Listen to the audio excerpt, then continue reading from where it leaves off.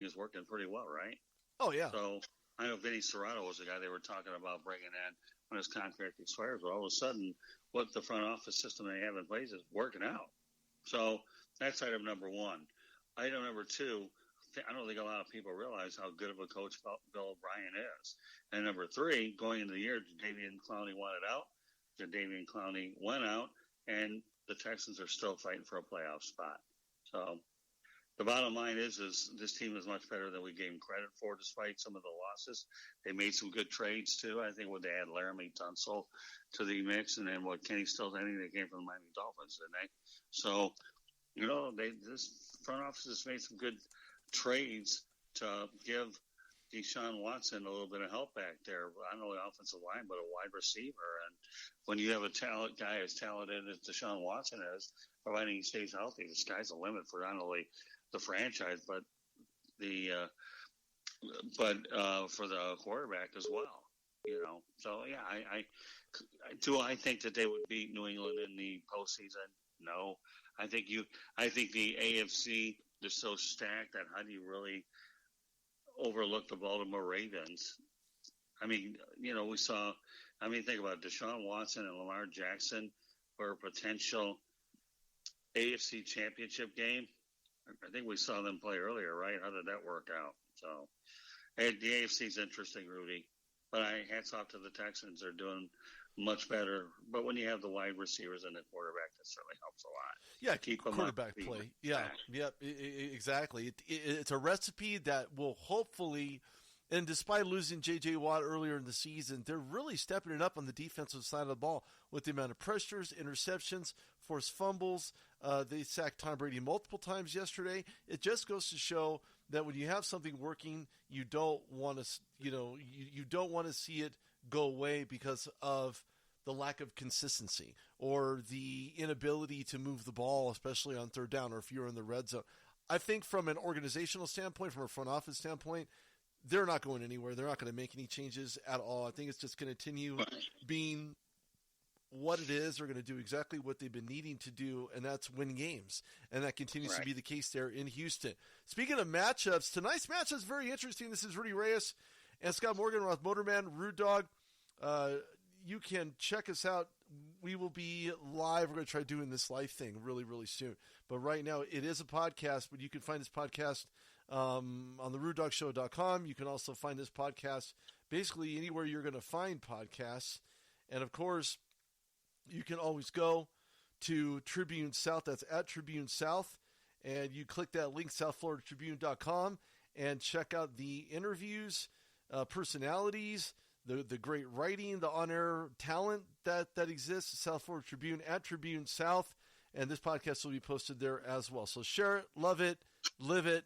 Motorman and RudeDog on for a little bit more, doing a Monday Night Football preview. So let's kind of dive into this because and download the episodes too, folks. Oh yeah, Rudy and I don't know a bad show. I'm not sounding cocky, but we have two guys that know what they're talking about. It helps. Well, it definitely helps. And of course, fill your phone. Fill it. Max it out. If you have 64 gigs or 128, download everything possible. And you're going to have tons of listening pleasure when you're on the road and you want to listen to some stellar stuff. This is what you get. This is where you go. So tonight's game is a very interesting one when you have a very formidable Vikings team at 8-3, Seahawks 9-2. I don't know who I can pick in this. I'm not a fan of Kirk Cousins. I'm sorry to say that. I'm just not. And I do like Russell Wilson because, and I understand they're different quarterbacks. I understand they're different systems. I understand the centrical work behind a guy who can move under center and just make people miss, cornerbacks included, safeties included, to a guy who has those big play wide receivers that can offset for his lack of mobility under center, and that's Kirk Cousins. Now, head-to-head matchups, this is kind of interesting. August 18th, Minnesota won 25-19.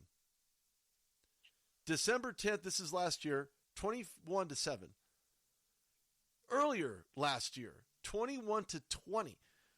I don't know if this sets up anything, but I like the Seahawks in this matchup. I think quarterback play, I think that game planning as well as execution from the Seattle Seahawks. They're not 9-2 because they're a bunch of schmucks, but they're going to be dealing with a lot of injuries, especially on the offensive side of the ball. Nick Bellor's out with a quadricep. He's doubtful for the game. Luke Wilson dealing with a hamstring issue. He did not participate in any practices at all. Al Woods is out on the defensive side. Jadeveon Clowney is questionable. He did not practice. He was limited Friday and Saturday. And then Jaron Reed with an ankle, he had limited play as well on Friday and Saturday. So there are some, I mean, obviously there's a whole laundry list of players who are injured and at least questionable for the Seattle Seahawks. Whereas on the other side of the ball, you don't really have a lot of, I mean, other than Dalvin Cook and Josh Klein, who's going to protect Kirk Cousins' blind side, dealing with a concussion. He was a full participant on Thursday, Friday, and Saturday, and he should be starting in this game. But Dalvin Cook, chest injuries, never good for them. Who are you taking? Do you think somehow Kirk Cousins and this offensive line for Minnesota, minus Dalvin Cook, or maybe he won't, maybe he will play, he was a full participant on Friday and Saturday, will get it done against the Seattle Seahawks defense, which seemed to be redeveloping themselves after this Legion of Boom was more like Legion of Bust because everybody decided to leave. Right. Well, I got a couple opinions about that. Number one, okay, let's talk about the quarterbacks for a moment. Russell Wilson has 24 touchdown passes. Cousins has 21. Both have thrown just 3 interceptions, and both are completing better than 67% of their passes. Prediction, Seattle 31, Minnesota 28. Conditions always are a factor outdoors up in the Pacific Northwest. This game we're playing in Minnesota, there are no conditions, just air conditioning. Air conditioned without actual weather condition. That's interesting. I kind of like that take. I like Seattle. I really like Seattle in this.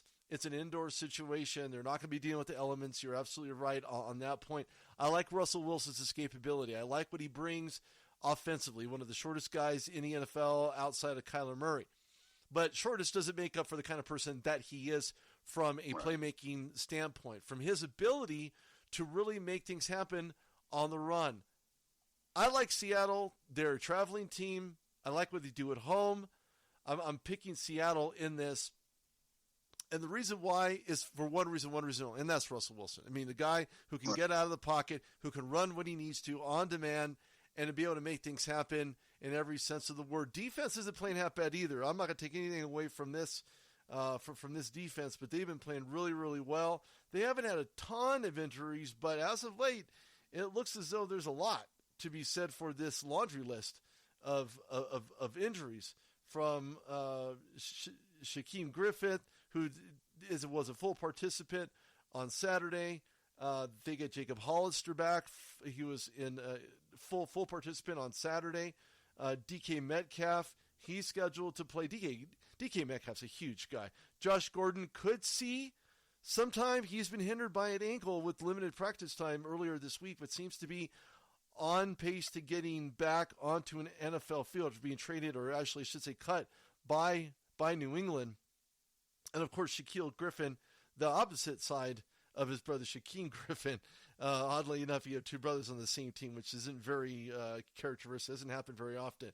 But he's a full participant. So defensively, they should have this game wrapped up. And of course, offensively, making that production worthwhile down the field. I'm going to have to pick Seattle in this one, 31-27. Seattle. Oh, Seattle, point different. You're a trip. Well, let's go ahead and talk about the Griffins while you're at. One, I think, doesn't have a hand, so he has to make the best with his wrist. And Pete Carroll is unquestionably one of the best and most underrated coaches in all of football. He won at USC. The Jets, I don't know if it was with the Jets or whether it was with the Patriots. and obviously not as successful there, but he's done a marvelous job out there. What he did at USC goes unheralded. So, to me, I think he's just a heck of a coach. Doesn't get to, but at least he has a Super Bowl and a collegiate national championship to show for his efforts. And I hear his players love to play for him. Now, let's talk about Wilson, since you brought up the Jacksonville quarterback situation. So for those football fans that are out there, remember, you don't have to draft your franchise quarterback in the first round. Russell Wilson, Rudy, I believe, was a third-round pick, I believe. And when Matt Flynn was actually brought in from Green Bay to be the number one quarterback, and Wilson beat him out, how did that work out? And, of course, Gardner Minshew, a sixth-round pick. So you don't need your franchise quarterback in the first round. You don't. If the guy's smart, he's mobile, has good football sense, then I don't care where you draft these prospects at all. I really don't care. If they're good players, they'll be on the field. I think good players, as well as those who are very advantageous, who know how to make things happen in a bang-bang situation. We've seen it yesterday. Right. But you know what? Really interesting you should mention Russell Wilson, because you have a guy by the name of Delvin Hodges who's been absolutely fantastic for the Steelers and has won his second game. So it makes you wonder, wow, these guys, where do these guys come from? You know, guys like, and Delvin Hodges reminds me of a very young Ben Roethlisberger, and for one reason only. The way he can just drop dimes in the breadbasket to these guys, to these wide receivers, to highlight them, to get the W, to get the win. Russell Wilson is no exception to that rule at all. None whatsoever.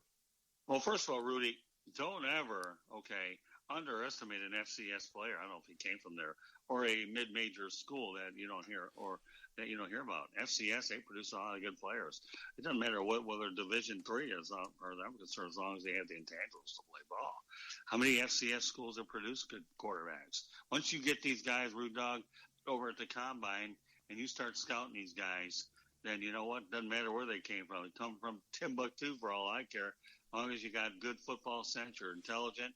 Yeah, nowadays you need a more mobile quarterback. And a lot of things come into play. So, how many great FCS quarterbacks come out? More than we probably think. Heck, Joe Flacco developed over at Delaware.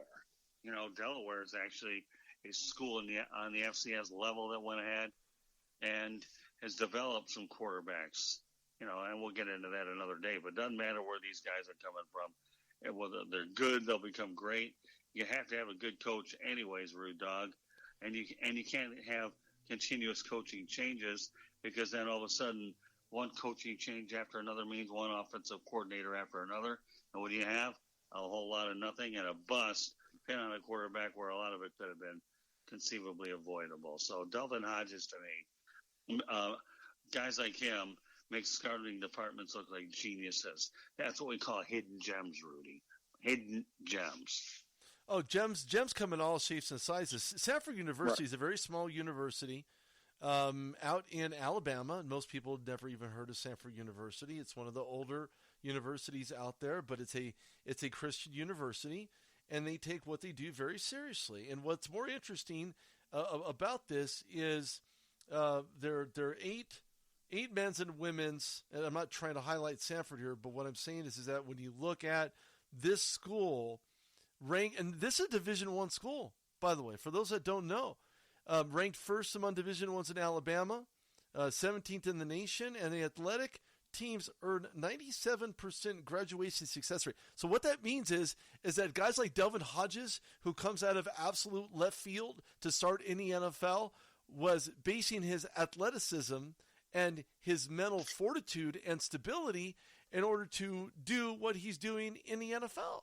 So I've talked about this for years since I started doing this, that smaller schools, whether it's Division I, Division II, it doesn't matter. These guys bleed the same, practice the same, work equally as hard as the people in the big top 10 FCS schools. Bottom line. So you can't take anything away from who they are, what they're trying to accomplish, and them as individuals. He's got a degree. He's got a degree. And he's exhibiting his smarts, his intelligence on the field at the same time. That right there tells me that you cut a guy like him and you bring him back. Why? Because you have a quarterback situation. Happens all the time in the NFL. It's just business. They got to get the guys who are who are on point, who want to make this a full-blown career, who wanted to obviously be the best that they can be, and that's exactly where they're at right now. So small schools means nothing. So take that away from the equation. Well, you talk about Stanford University. Now, unfortunately, I don't like bringing these things up, and I'm going to. Pat Sullivan, the